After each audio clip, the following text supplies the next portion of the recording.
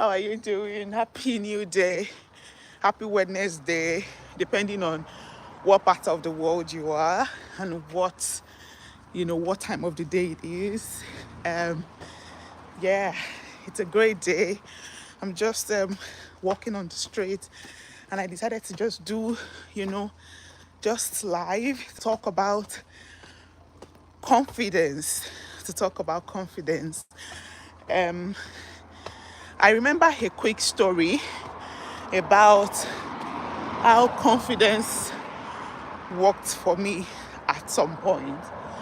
So I had an exam, just pardon the background noise of cars moving. Like I said, I'm on my way out. So I was preparing for an exam, okay, and so the person coaching me had said that the most important thing, from all the lessons or from all the classes that we've held, we have been able to, gather a lot of lessons. We have, there were corrections. We have done a lot of things, to fine tune my knowledge. And she thinks I'm ready. However, I need to be confident about this particular thing.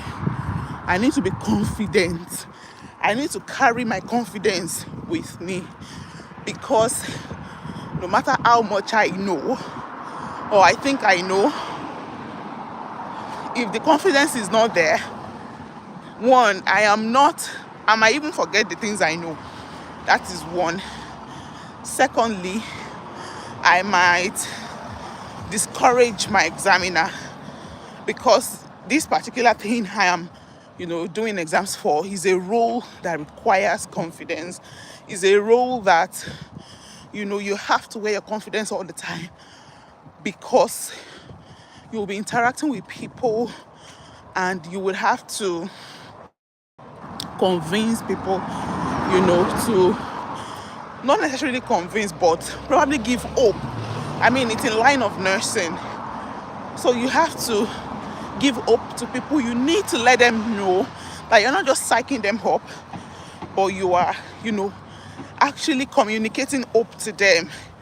So she said, you need to put on your confidence, because it is part of what the examiners are looking for. Maybe on paper,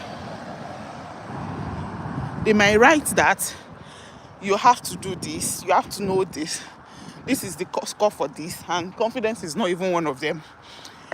But she said in her different years, in her many years of, coaching, or even being an examiner herself, confidence is like a criteria for you to pass. So even if you were making sense, like you knew all you were going to say, you had all the points, you were answering all the questions, but you don't have confidence, it is failure. Okay, so I said all right. And when I got to the exam hall, of course there was tension.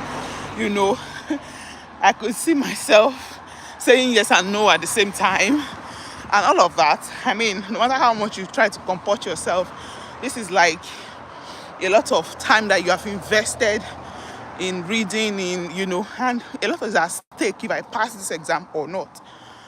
But that day, I remembered very well what she said about confidence. So I wore my confidence.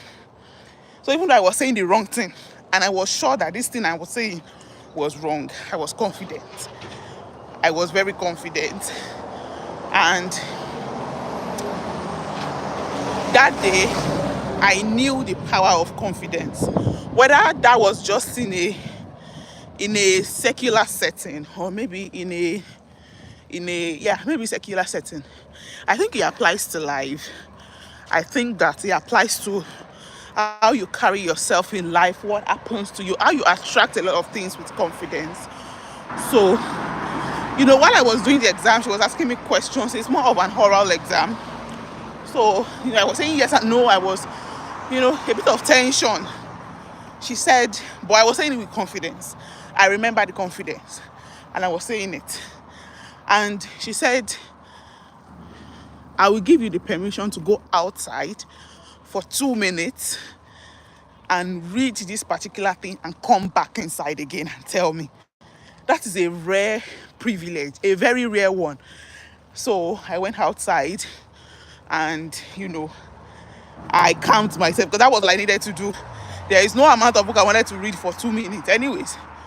So I calmed myself. I came back and she asked me the same question again. She did not change the question.